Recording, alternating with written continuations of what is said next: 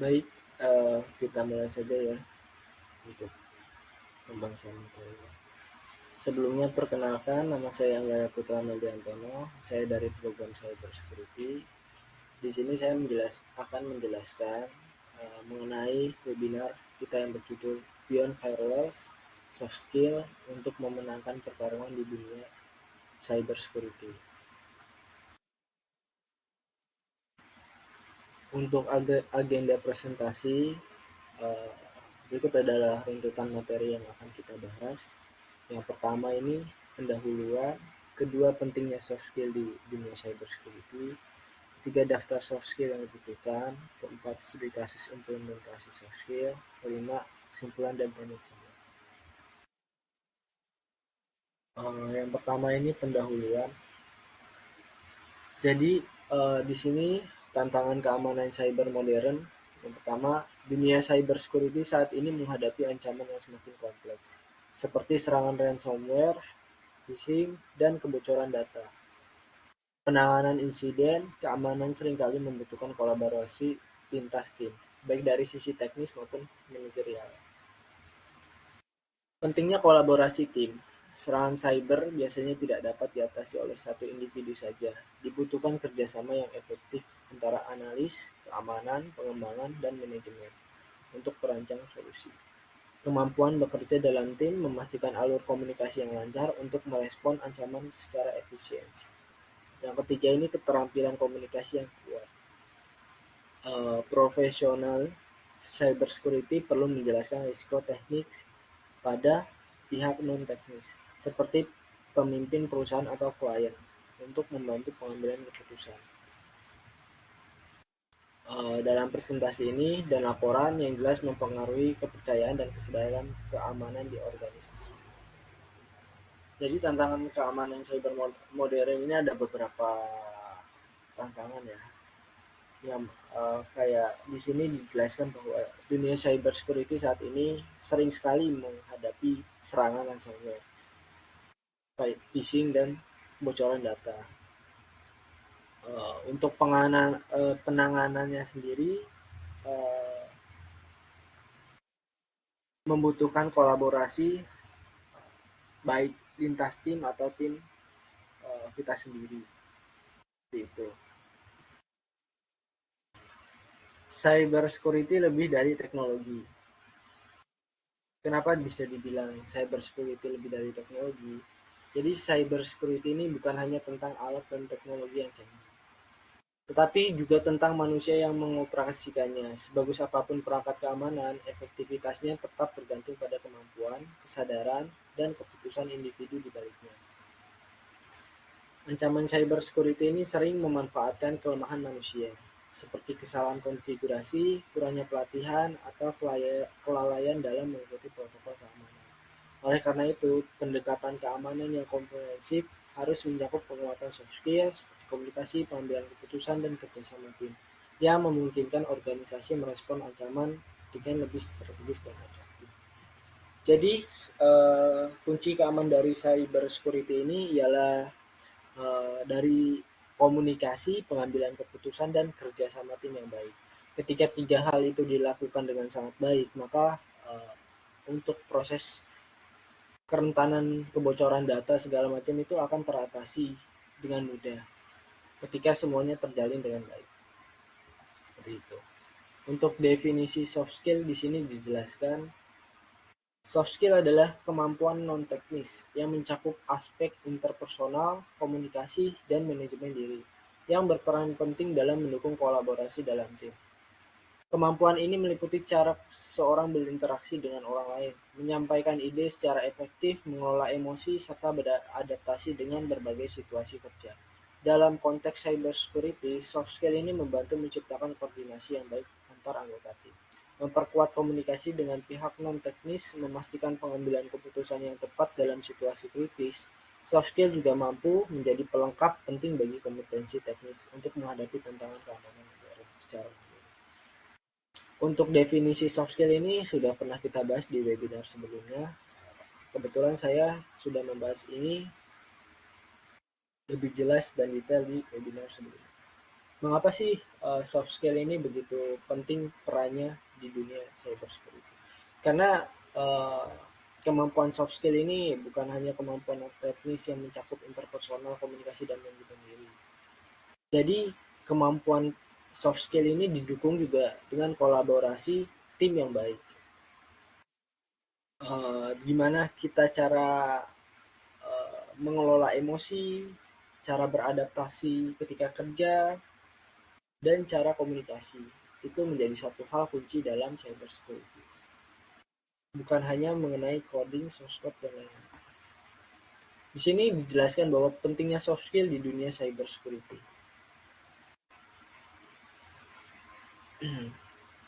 Apa sih pentingnya soft skill di dunia cybersecurity? Ini juga sebelumnya sudah saya jelaskan di materi saya.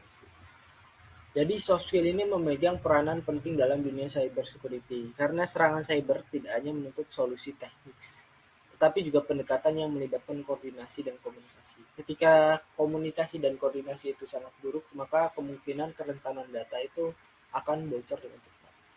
Sebagai contoh, saat menghadapi insiden keamanan, kemampuan untuk bekerja sama dalam tim memastikan respon yang cepat dan efisien. Selain itu, profesional cybersecurity juga sering berinteraksi dengan pihak non-teknis, seperti manajemen atau pengguna, sehingga keterampilan komunikasi ini menjadi kunci untuk menjelaskan risiko dan langkah mitigasi secara jelas. Dalam situasi tekanan tinggi, apalagi untuk cybersecurity ya, itu tekanannya gila-gilaan karena mencakup data orang, data keseluruhan orang yang kita olah gitu keamanannya seperti serangan cyber besar. Sosial ini seperti pengolahan emosi dan pengambilan keputusan kritis, membantu menjaga fokus dan menyusun strategi dengan tenang.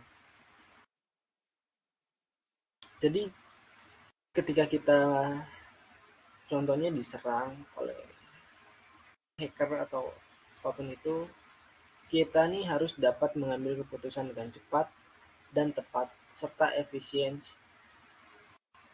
Untuk mendapatkan keputusan yang cepat, itu dibutuhkan pengalaman-pengalaman sebelumnya, di mana kita telah bisa memahami tentang pengelolaan emosi, pengambilan keputusan yang kritis, bukan hanya sekedar soft skill saja.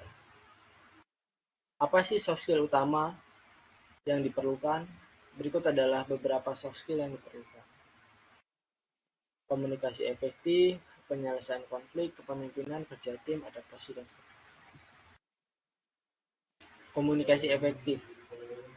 Komunikasi efektif adalah komunikasi yang jelas dan efektif. Sangat penting dalam menangani ancaman keamanan cyber. Karena tidak semua pihak terlibat memiliki pemahaman teknis yang sama.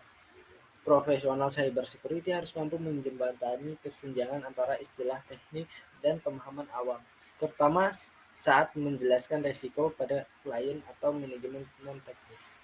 Misalnya saja nih, menjelaskan potensi dampak dari serangan ransomware dalam bahasa yang mudah dimengerti dapat membantu klien memahami urgensi tindakan pencegahan atau pemulihan. Komunikasi yang baik juga memastikan semua anggota tim memahami tugas mereka, sehingga kolaborasi berjalan lancar dan ancaman dapat diatasi secara cepat dan efisiensi.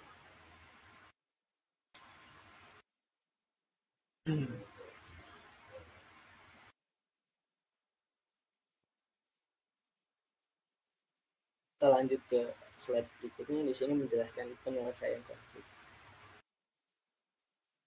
Penyelesaian konflik dalam IT adalah keterampilan penting dalam cybersecurity yang mengutamakan uh,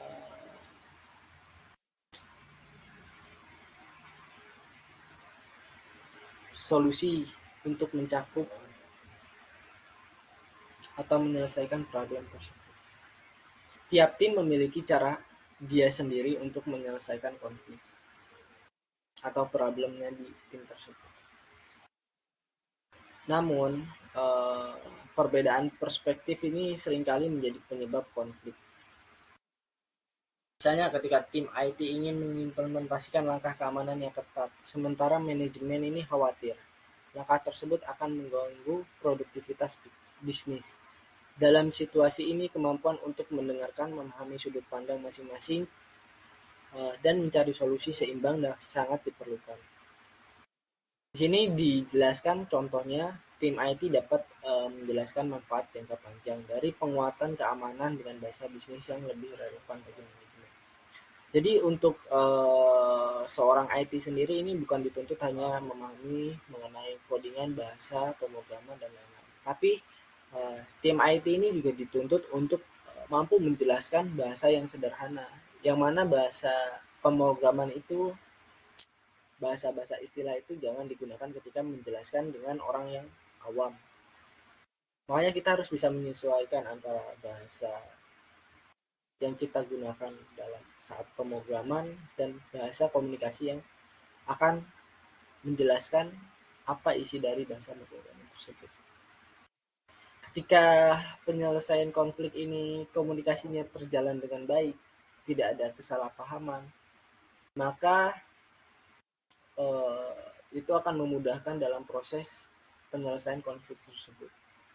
Di sini juga dijelaskan bahwa dengan komunikasi yang tepat dan empati, konflik dapat diselesaikan tanpa mengorbankan keamanan maupun kebutuhan operasional. Ya intinya dari komunikasi sih. Jika komunikasinya terarah dan komunikasinya berjalan dengan baik, maka penyelesaian konflik itu akan lebih mudah dibanding dengan komunikasi yang kurang. Di sini dijelaskan juga teman-teman bahwa kepemimpinan di cyber security itu ada dua. Di antaranya ialah yang pertama ini memimpin tim saat terjadi serangan cyber. Jadi kepemimpinan yang kuat sangat penting dalam menghadapi serangan cyber. Seorang pemimpin harus dapat memimpin tim dengan tegas, cepat, dan situasi tekanan tinggi. Memastikan setiap anggota tim memahami peran mereka dan bertindak sesuai rencana. Yang kedua, membuat keputusan strategis di bawah tekanan. Selain itu, pemimpin juga harus mampu membuat keputusan strategis seperti menentukan prioritas mitigasi, berkomunikasi dengan manajemen, dan memastikan bahwa respon terhadap serangan berjalan efisiensi.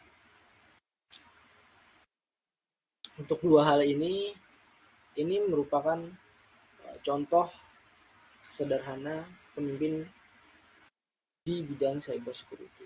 Ketika dua syarat ini terpenuhi, maka dia merupakan salah satu calon yang cocok untuk memimpin di dunia cyber security. Itu. Di sini dijelaskan juga kerja tim. Bagaimana berkolaborasi dengan tim lintas departemen sangat penting dalam cyber security. Karena ancaman cyber seringkali melibatkan berbagai aspek dari organisasi. Tim IT, manajemen, hukum, hingga komunikasi perlu bekerja sama untuk memastikan respon yang efektif terhadap serangan. Setiap departemen ini membawa keahlian dan perspektif yang berbeda, yang memungkinkan solusi lebih komprehensif dan efektif. Penting juga untuk memahami peran individu dalam tim, karena setiap anggota memiliki kontribusi yang spesifik. Misalnya anggota tim fokus pada analis forensik, mungkin bekerja lebih mendalam pada deteksi ancaman, sementara anggota tim yang menangani komunikasi publik berperan penting dalam pengelolaan citra perusahaan. Dengan pemahaman yang jelas tentang peran masing-masing, tim dapat bekerja lebih sinergis, mempercepat pemulihan, dan memperkuat pertahanan cyber secara keseluruhan. Dari slide pertama dijelaskan bahwa komunikasi efektif ini begitu penting. Kemudian setelah komunikasi efektif begitu penting, ada lagi penyelesaian konflik. Ketika komunikasinya sudah baik, tapi masih ada masih ada konflik, maka kita harus mengambil keputusan penyelesaian yang baik dan tidak merugikan satu orang pun. Semuanya diuntungkan. Tapi itu emang agak sulit sih. Untuk kepemimpinan sendiri, kita sudah dijelaskan juga bahwa kepemimpinan ini ada memimpin tim saat terjadi serangan cyber, membuat keputusan strategi di bawah tekanan. Ada dua jenis pemimpinan. Kerja tim juga sudah saya jelaskan tadi. Kemudian kita lanjut ke adaptasi dan ketahanan.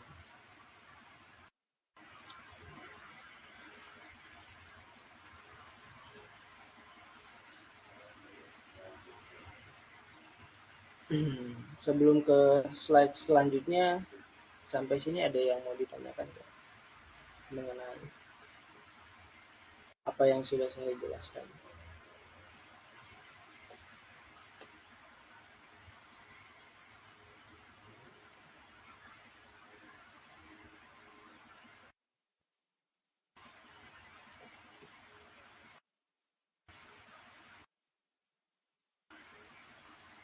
Kalau tidak ada, kita lanjut ke adaptasi dan ketahanan.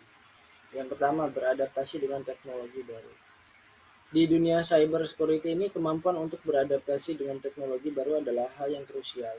Ancaman cyber terus berkembang, begitu juga dengan alat dan metode yang digunakan untuk menghadapinya. Profesional di bidang ini harus selalu siap untuk belajar dan menguasai teknologi baru. Baik itu perangkat lunak, keamanan, alat analisis, atau teknik perlindungan terbaru. Kecepatan dalam beradaptasi memungkinkan organisasi untuk tetap tangguh dalam menghadapi ancaman yang terus berubah. Yang kedua, tetap tenang di bawah tekanan serangan cyber. Selain itu, ketahanan mental juga sangat penting, terutama ketika menghadapi tekanan saat serangan cyber terjadi. Profesional cyber security harus dapat tetap tenang dan fokus dalam situasi yang penuh stres, membuat keputusan yang tepat tanpa panik. Dari sini aja kita sudah paham bahwa cyber security ini bukan profesi yang mudah, yang semua orang bisa. Karena di sini mereka dituntut untuk lebih aware, lebih empatinya lebih tinggi, komunikasinya lebih baik, punya etos kerja yang tinggi, dan kebanyakan sih di bawah tekanan. Pressure-nya itu emang cukup banyak di bidang cyber security, apalagi itu menyangkut soal data ya, data orang. Ketika data itu ada yang diambil atau apa, itu merupakan tanggung jawab dari pihak cyber security sendiri. Kita lanjut ke pembahasan. Jadi ketahanan ini memastikan bahwa tim dapat merespon dengan cepat, meminimalkan dampak serangan, dan memulihkan sistem dengan efisiensi. Kemampuan untuk tetap tenang di bawah tekanan juga menciptakan suasana yang lebih produktif dan kolaboratif antara anggota tim yang pada akhirnya memperkuat pertahanan organisasi.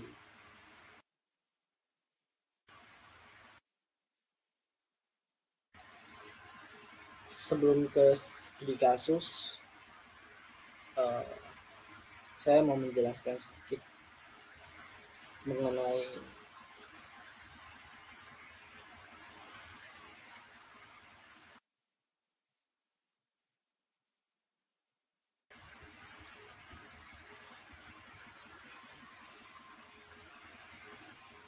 soft skill utama ini.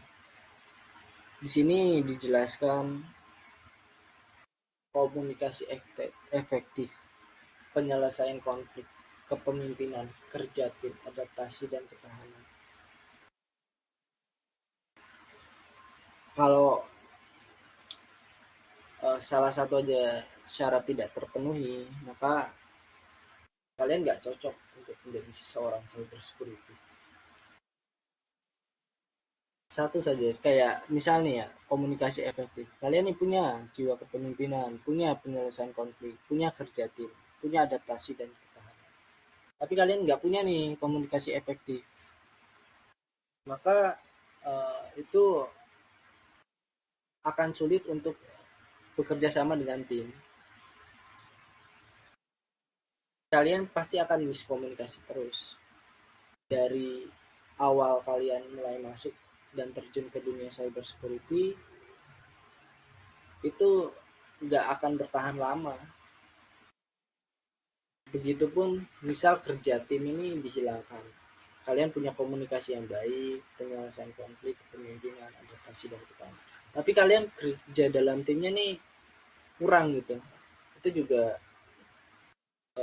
akan berimbas dan berefek ke kerentanan data, ke ketahanan data, seberapa kuat data itu untuk dipertahankan.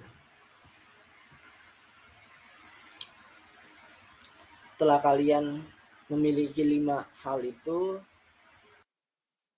di sini ada contoh studi kasus komunikasi insiden cyber.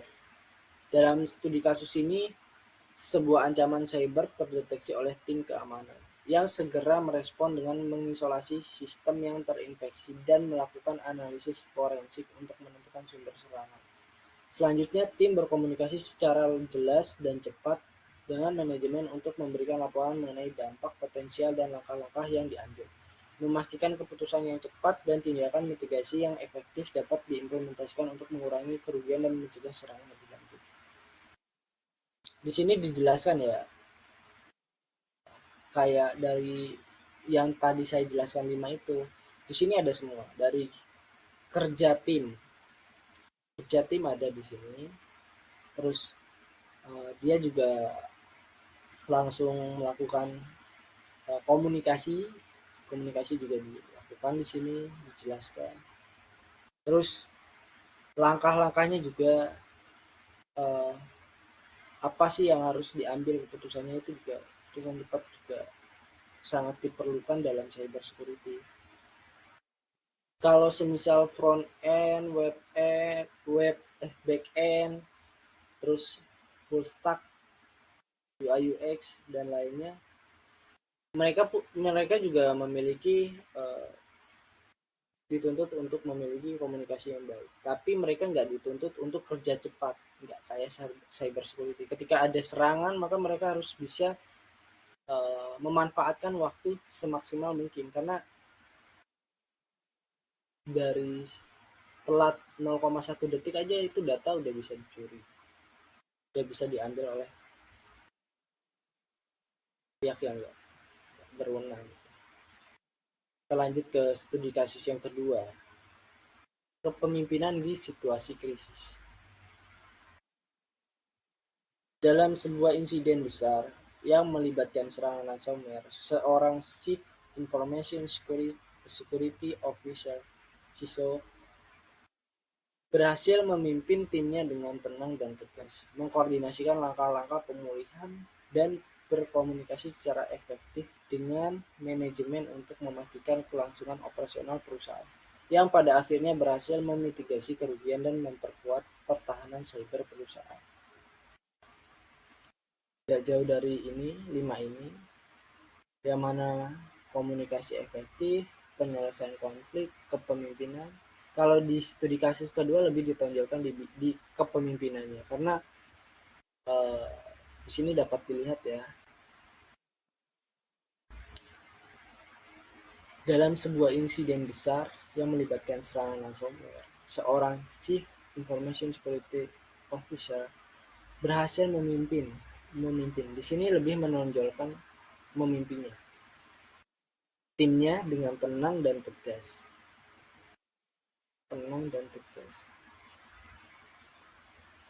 Dia juga mampu menyelesaikan konflik dengan sangat cepat ya, karena memiliki 5 soft skill utama dalam cyber security. Sebelum kalian masuk ke coding, ini kalian harus bisa nih mengomunikasikan efektif, penyelesaian konflik, kepemimpinan, kerja tim, adaptasi, dan ketahanan. Baru kalian bisa lanjut untuk belajar ke codingnya. Di studi kasus ketiga ini,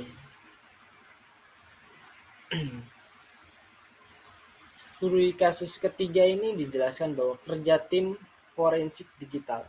Dalam studi kasus ini, tim forensik digital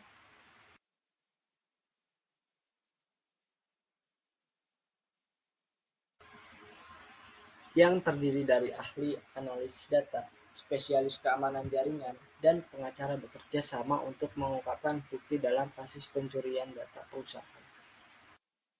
Di sini kasusnya pencurian data di perusahaan.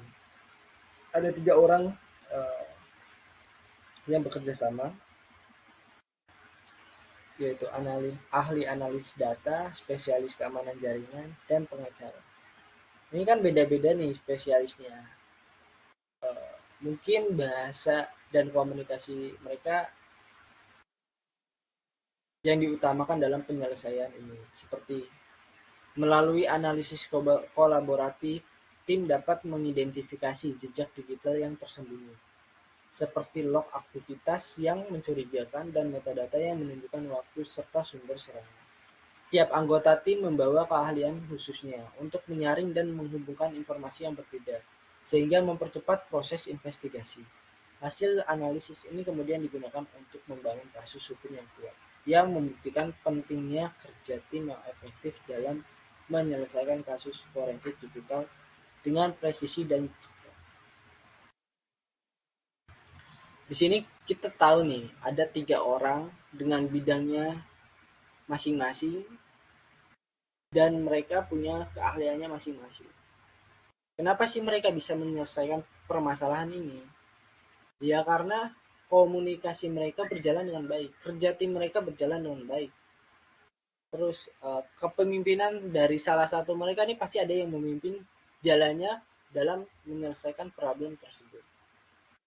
Gak semua dari keahlian dari 3 orang ini menjadi pemimpin. Pasti ada 1 orang yang menjadi pemimpin untuk menyelesaikan problem tersebut.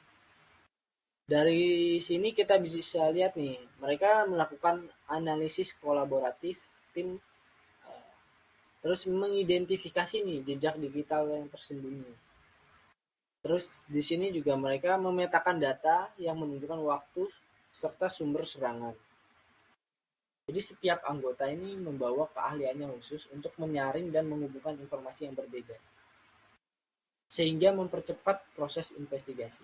Kalau mereka tidak bekerja sama, mereka komunikasinya kurang baik, mereka kerja timnya kurang baik, terus mereka juga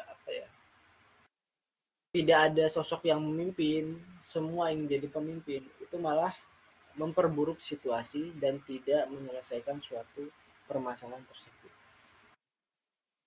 Sedangkan di dunia cyber security ini dibutuhkan kecepatan, seberapa cepat dan efisiensi sih dalam menyelesaikan serangan tersebut. Bukan hanya untuk konteks bekerja sama ini di bidang atau terjun di dunia IT ini lebih mencakup soft skill sih untuk komunikasinya ya. Untuk bidang. Di sini kita lanjut ke slide berikutnya. Cara meningkatkan soft skill di cyber security. Ada beberapa cara untuk meningkatkan soft skill, diantaranya seperti berikut. Pelatihan komunikasi. Yang kedua, simulasi serangan cyber security terus. Yang ketiga, pelatihan kepemimpinan dan tim. Untuk pelatihan komunikasi ini, kita dari kecil sebenarnya dari bayi itu udah belajar komunikasi. Kenapa aku bisa bilang dari bayi kita belajar komunikasi? Dari bayi kita ini misal nih mau makan, mau minum atau haus apapun, atau contohnya buang air besar gitu. Bayi itu punya komunikasinya sendiri, bahasanya sendiri,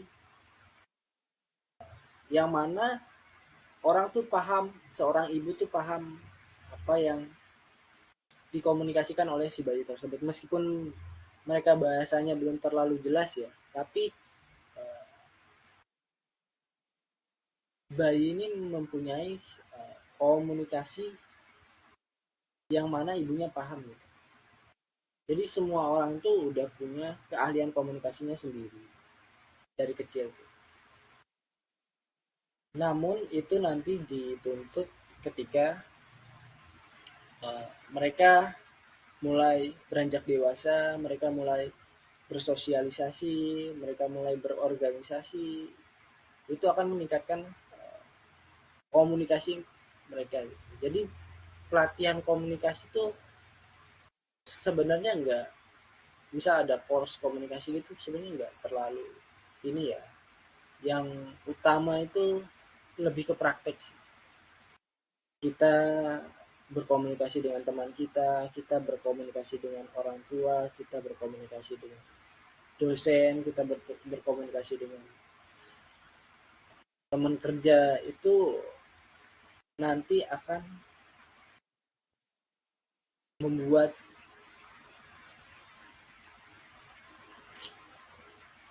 komunikasi kita tuh jadi lebih baik.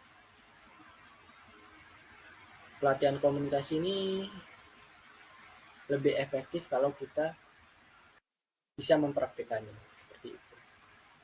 Di sini yang kedua juga dijelaskan bahwa simulasi serangan cyber security drills. Jadi untuk cyber security ini kebanyakan kita nih membuat sistem tapi kita mencoba menguji sistem kita yang kita buat itu. Jadi bukan hanya membuat sistem lalu kita tinggalkan terus kita santai. Terus kalau misalnya ada serangan baru kita sibuk untuk menyelesaikan serangan tersebut, enggak. Dari cyber security ini dijelaskan bahwa kita ini harus bisa, meskipun tidak ada serangan, tapi kita harus menguji keamanan software yang kita buat gitu. Di bagian mana sih celah datanya? Di bagian mana sih keamanan yang sangat kuat, yang sangat ketat itu di bagian mana? Kalau kita nggak nguji keamanan kita, terus kita cuma santai-santai, yang ada malah nanti kita nggak tahu nih seberapa berapa banyak sih, berapa besar sih, berapa persen sih data yang bisa kita amankan gitu. Dengan kita mensimulasikan untuk melakukan serangan cyber, itu juga meningkatkan soft skill kita, hard skill kita juga, terus emosi kita juga dilatih dalam mengatasi serangan tersebut. Jangan seperti kayak contohnya kemarin lah ada kasus kebobolan data di Diskominfo itu, terus baru ketika ada kasus baru mereka gercep nih apa sih yang harus dilakuin segala macam, backup data segala macam baru mereka lakuin. Itu kan kayak sia-sia ya, ketika udah di hack baru melakukan namanya apa sih, responden gitu. Jadi mau ada serangan mau enggak kita tetap harus menguji sistem yang kita buat seperti itu. Yang ketiga, pelatihan kepemimpinan dan tim. Pelatihan kepemimpinan dan tim ini bisa kita lakuin di kehidupan kita sehari-hari. Seperti kita berlatih nih di rumah, kita berlatih menjadi, misal ada seorang kakak yang punya adik, kita menjadi pemimpin bagi adik-adik kita. Terus ketika di kampus ada nih yang jadi PJ atau penanggung jawab mata kuliah, kita memimpin uh, untuk bagaimana sih cara komunikasi dengan dosen. Kita memimpin mengasih tahu, memberitahukan informasi lebih update daripada teman-teman kita. Pelatihan dan kepemimpinan dalam tim ini bisa dilatih dari awal, lebih awal, lebih dini. Semakin cepat kita berlatih cara memimpin sebuah tim itu bagaimana, maka semakin cepat juga kita memiliki keahlian tersebut. Lebih ke praktek sih, semuanya praktek. Untuk komunikasi, kepemimpinan dan tim ini bukan pelatihan tapi lebih ke praktek, langsung ke terjun ke lapangan seperti itu. Terus di sini di slide selanjutnya dijelaskan bahwa alat untuk meningkatkan soft skill. Ada beberapa alat nih untuk meningkatkan soft skill.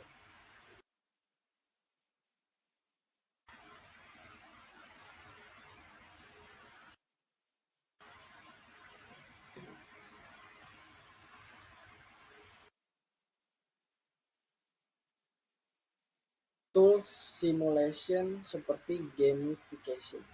Gamification yang pertama. Terus yang kedua, kursus manajemen dan komunikasi. Gamification.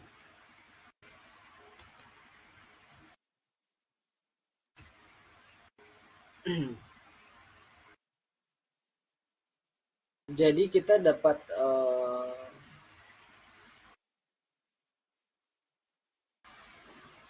mengetahui gamification tuh. Gamification ini adalah penggunaan elemen-elemen permainan dalam konteks non-permainan untuk memotivasi dan melibatkan orang dalam aktivitas atau proses tertentu. Seperti kita bermain game, ML, Mobile Legends, PUBG, itu juga jangan salah, itu juga dapat meningkatkan soft skill kita. Contohnya deh, kita main PUBG. Ketika kita itu kan ada tuh namanya tim-timan. Pokoknya kan tim-timan ya.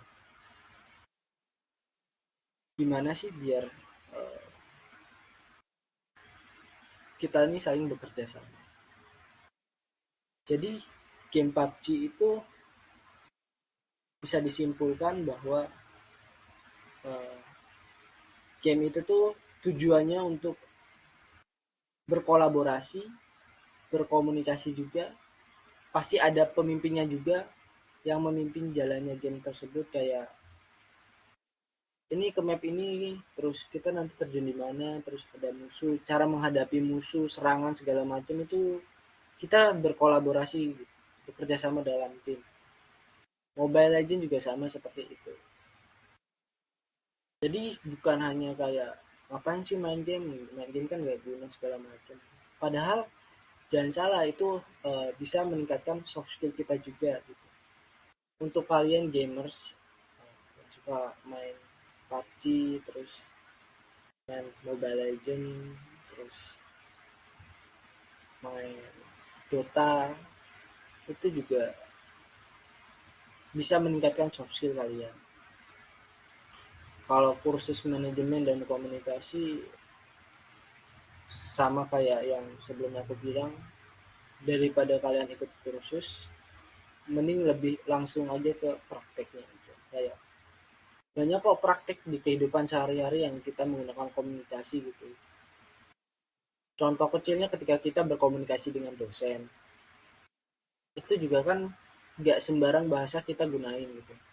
Kita harus menggunakan bahasa yang sopan, terus dapat mudah dipahami oleh dosen juga. Ada beberapa misal nih dosen yang berumur gitu, itu kan kita juga harus pinter-pinter lah cara berkomunikasinya dari segi uh, etika juga ya, etika juga mempengaruhi. Jadi sopan santun ketika berbicara itu penting gitu. Untuk kursus daripada kalian mengikuti kursus mending ke praktek saja. Cuman di sini disarankan mengikuti kursus manajemen dan komunikasi. Karena kursus kan berbayar ya biasanya. Kalau ke praktek langsung kan kita tahu nih gimana sih cara komunikasi yang baik. Kita nih pasti ada pikiran semisal setelah berkomunikasi dengan dosen terus ada tuh namanya kayak perasaan ini tadi komunikasinya gimana sih kayak bener nggak ya gitu salah nggak ya itu kan nanti bisa ningkatin keahlian komunikasi kalian juga gitu selanjutnya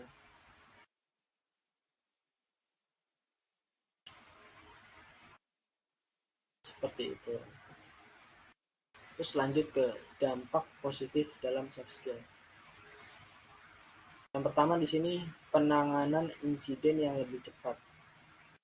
Penanganan merupakan hal inti. Yang kedua, kolaborasi tim yang lebih kuat. Kolaborasi merupakan kunci dalam memperkuat tim. Yang ketiga, hubungan lebih baik dengan klien. Menjalin hubungan yang baik dengan tim dan klien. Dampak positif soft skill. Kenapa sih penanganan insiden yang lebih cepat?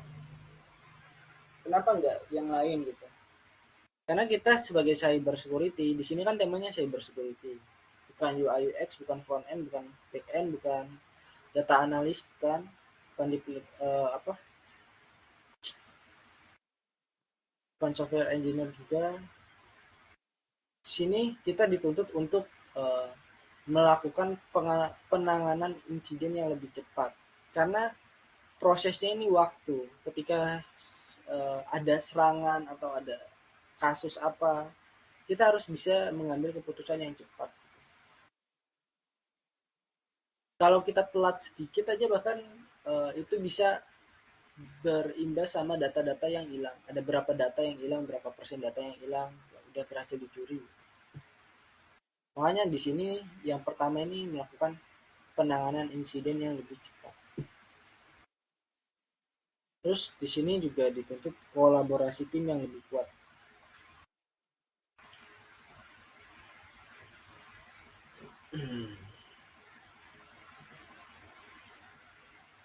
Kenapa berkolaborasi tim yang lebih kuat?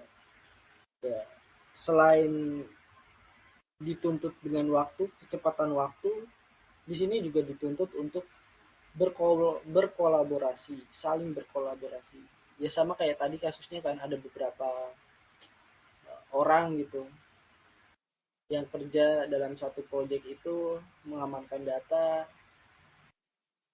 Mereka harus bisa berkolaborasi, enggak bukan hanya sekedar saling kenal aja, tapi komunikasi mereka tetap harus baik gitu, harus bisa memahami lah dari satu keahlian yang berbeda dengan keahlian yang lainnya, itu harus saling kerjasama. Terus di sini dijelaskan bahwa yang ketiga ini hubungan yang lebih baik dengan klien. Kenapa mengutamakan hubungan yang lebih baik dengan klien? Karena klien kita ini yang memberikan istilahnya apa ya, uang gitu, dana lah.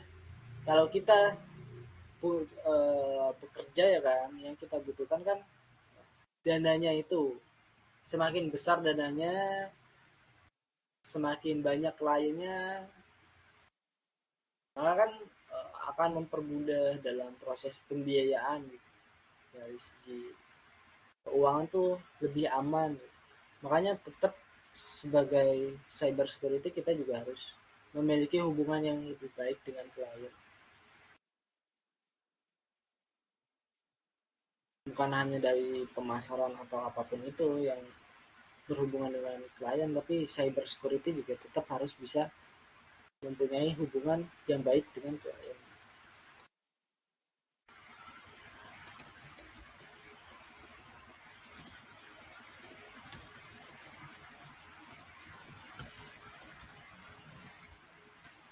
Oke, kita ke selanjutnya. Jadi di sini saya juga menjelaskan tren masa depan berkaitan dengan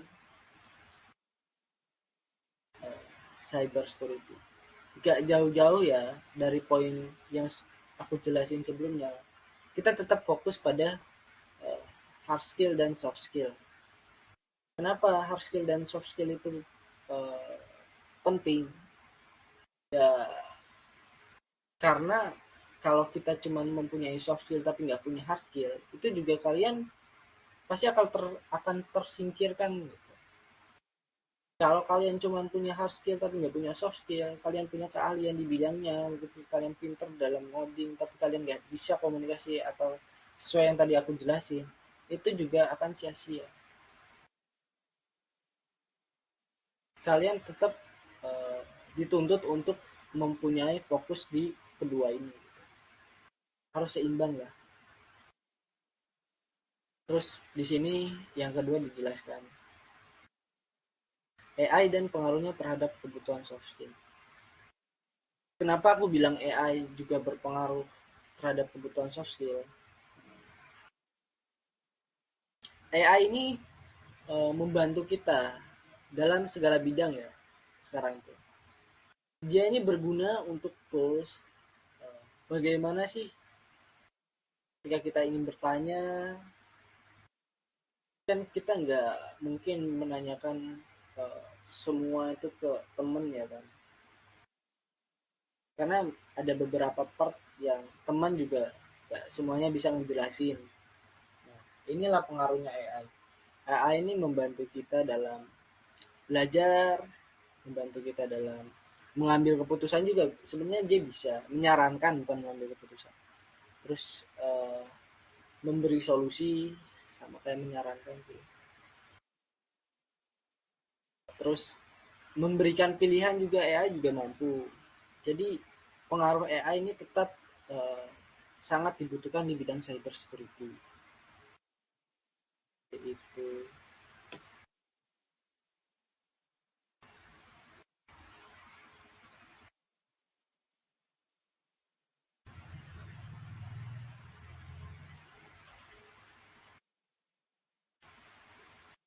kita lanjut.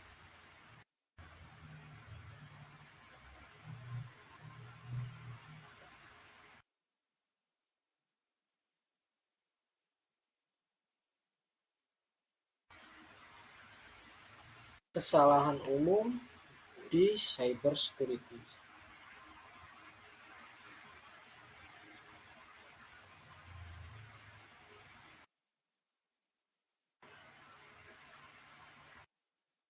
Salah satu kesalahan umum di cyber security adalah mengabaikan pentingnya komunikasi yang efektif, baik antara anggota tim maupun dengan pihak manajemen, yang dapat menghambat respons cepat terhadap ancaman.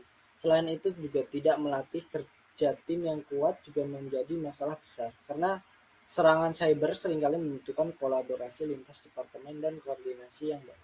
Tanpa komunikasi yang jelas dan kerja tim yang solid, upaya mitigasi bisa terlambat atau tidak efektif, mengakibatkan dampak yang lebih besar bagi organisasi. Ini dijelaskan ya, bahwa sekali lagi bahwa komunikasi itu kerja tim dan soft skill yang tadi aku jelasin itu begitu penting gitu. Kalian kurang satu keahlian aja di bidang itu, kalian bahkan bisa memperburuk situasi. Makanya kadang yang kita remehkan dalam suatu bidang itu sangat penting, bahkan peranannya dalam uh, bidang tersebut. Makanya kita nggak boleh tuh ngeremehin, cuman soft skill doang kok, apa sih gunanya gitu. Soft skill ini bisa membantu kalian dalam menyelesaikan permasalahan, apalagi di cyber security ini benar-benar penting ya. Kita lanjut ke slide berikutnya. Di sini membahas tantangan dalam mengembangkan soft skill. Pertama nih, hambatan budaya dalam organisasi. Yang kedua, kurangnya pelatihan khusus. Kenapa sih hambatan budaya dalam organisasi? Di organisasi itu biasanya ada beberapa orang, kumpulan orang ya kan, sekumpulan orang. Sekumpulan orang itu memiliki budaya dan karakteristiknya sendiri-sendiri. Apalagi udah berkaitan dengan budaya ya. Biasanya kayak di Indonesia ini kan ada banyak budaya ya kan. Kita nih harus bisa nih mengkomunikasikan peranan soft skill kita nih apa gitu. Di sini dijelaskan bahwa hambatan budaya dalam organisasi, tantangannya. Kadang misal orang Batak atau Medan itu kan nadanya lebih tinggi. Tapi emang begitu cara dia komunikasi gitu. Itu bukan karena marah ya, tapi emang karena cara komunikasinya seperti itu gitu. Budayanya seperti itu. Terus kalau di Jawa sendiri kan eh, tata krama apa lebih halus. Bahkan Jawa Tengah sama Jawa Timur aja perbedaan bahasanya juga eh, ada kan, budayanya juga kan ada perbedaan ya kan. Jadi yang pertama itu yang merupakan tantangan dalam mengembangkan soft skill itu lanjutan budaya. Ketika kalian bisa nih saling memahami gitu, saling mentoleransi antar budaya, maka kalian sudah bisa nih mengatasi tantangan yang pertama ini. Komunikasi nih, oh ternyata logat di Jawa Timur tuh kayak gini, ternyata logat di Jawa Tengah tuh seperti ini gitu. Itu kan hmm, bisa membuat kita mendapatkan ilmu baru lagi ya kan dari prakteknya langsung gitu. Terus di sini kurangnya pelatihan khusus. Pelatihan tuh kayak ya kurangnya prakteknya langsung lah, kurang terjun ke lapangan gitu. Ke project terus dia. Jadi sistemnya kayak mempelajari source code codingnya segala macem, tapi dia lupa bahwa soft skill itu penting juga. Terus mereka juga lebih ke fokus.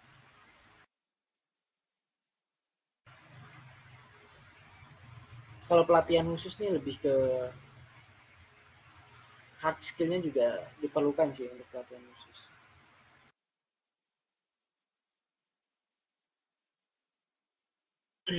Di sini solusi untuk meningkatkan soft skill.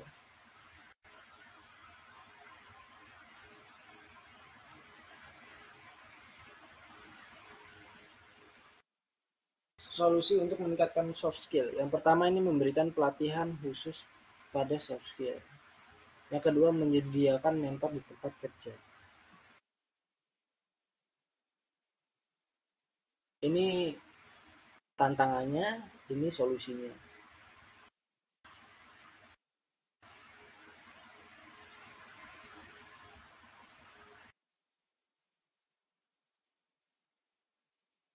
Jadi kenapa sih memberikan pelatihan khusus pada soft skill? Salah satu solusi untuk meningkatkan soft skill di tim cyber security adalah memberikan pelatihan khusus yang fokus pada keterampilan komunikasi, kepemimpinan, dan kerjasama tim. Pelatihan ini dapat membantu anggota tim mengembangkan kemampuan interpersonal yang esensial dalam menghadapi situasi stres dan meningkatkan koordinasi antar departemen. Terus yang kedua, selain itu menyediakan mentor di tempat kerja juga harus efektif dalam mempercepat perkembangan soft skill. Mentor dapat memberikan panduan langsung, berbagi pengalaman, serta memberikan umpan balik konstruktif yang membantu individu memahami cara mengelola konflik, mengambil keputusan yang tepat, dan berkolaborasi dengan baik dalam tim. Menyediakan mentor di tempat kerja, memberikan pelatihan khusus pada soft skill. Jadi itu merupakan solusi untuk meningkatkan soft skill dari tantangan berikut yang dijelaskan. Peran pemimpin dalam mendorong soft skill. Pemimpin memiliki peran penting dalam mendorong pengembangan soft skill dengan memberikan contoh yang baik dalam komunikasi, kepemimpinan, dan kolaborasi, serta memberikan penghargaan kepada tim yang menunjukkan kerjasama yang solid dan kemampuan interpersonal yang kuat, sehingga menciptakan lingkungan kerja yang positif dan produktif. Ketika lingkungan kerja ini eh, positif dan produktif, maka pemimpin itu udah berhasil. Pemimpin yang baik adalah pemimpin yang mampu menciptakan lingkungan kerja yang tadinya stres, pressure, penuh tekanan, tapi bisa dirubah menjadi lingkungan kerja yang positif dan produktif. Sebelumnya di webinar saya juga sudah menjelaskan berkaitan dengan peran pemimpin ini, bagaimana cara menjadi pemimpin yang baik untuk mendorong soft skill. Sini saya cuma hanya mengulas saja ya apa yang sudah saya jelaskan sebelumnya. Kita lanjut ke slide berikutnya. Kolaborasi dengan departemen lain.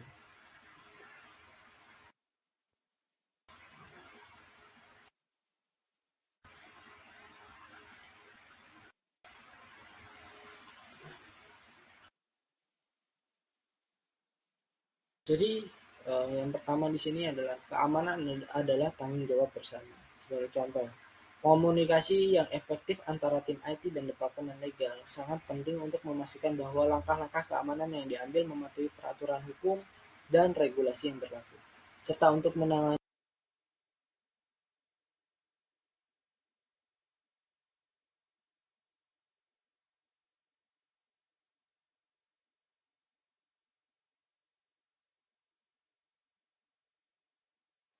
dalam sebuah organisasi atau komunitas itu.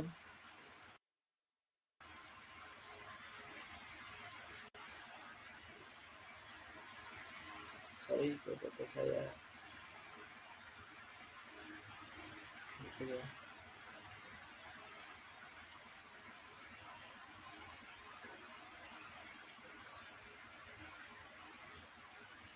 Kolaborasi dengan departemen BIM. Kenapa sih keamanan adalah tanggung jawab bersama? Dalam lingkup organisasi, komunitas, segala macam, ketika kalian konteksnya di bidang keamanan, itu merupakan tanggung jawab bagi semua orang yang ada di lingkup organisasi tersebut, di komunitas tersebut. Bukan hanya dari pihak cyber security saja. Ketika ada kesalahan, ada miskomunikasi, itu merupakan tanggung jawab bagi semua orang yang ada di lingkup tersebut. Jadi kita ini nggak bisa menyalahkan kok data ini bocor gitu, kok data ini hack, keambil, hilang, kena phishing segala macem. Terus dari pihak satunya menyalahkan ini pasti salahnya cyber security, ini pasti dari cyber security yang salah. Itu tuh nggak bisa. Kenapa? Ketika kalian udah organisasi, udah kerja, itu kalian pasti dituntut untuk bekerja sama. Semuanya merupakan tanggung jawab bersama. Oleh karena itu, komunikasi antara tim dan departemen departemen yang ada di situ tuh sangat penting. Kita harus bisa menjalin komunikasi yang baik antar satu departemen dengan departemen yang lainnya.